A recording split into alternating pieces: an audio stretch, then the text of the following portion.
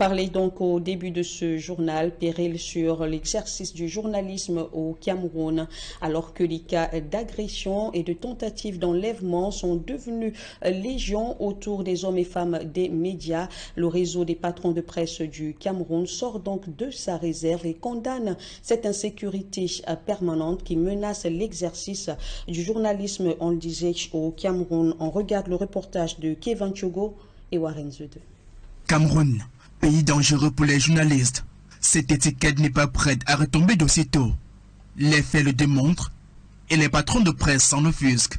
Dans sa récente sortie, le réseau des patrons de presse du Cameroun dénonce les agressions répétées dont sont victimes les hommes des médias au pays.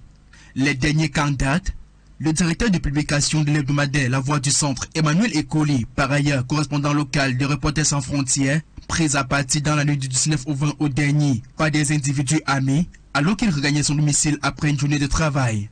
Une deuxième agression à l'espace d'un mois et le même mode opératoire.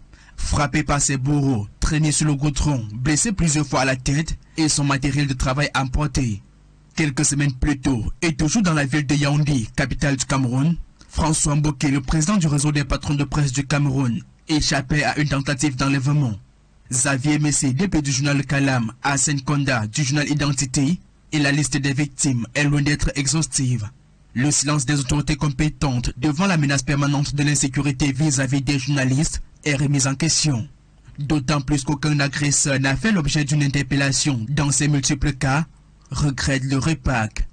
Alors que l'assassinat odieux de Martinez Zogo hante encore les esprits dans ce pays, classé dernier en zone CEMAC et 130e sur 180 pays au monde en 2024 en matière de respect de la liberté de la presse, le REPAC exige des autorités la prise des mesures concrètes pour garantir la sécurité de ces professionnels qui ne demandent qu'à exercer librement le noble métier, celui d'informer sans complaisance et sans condescendance.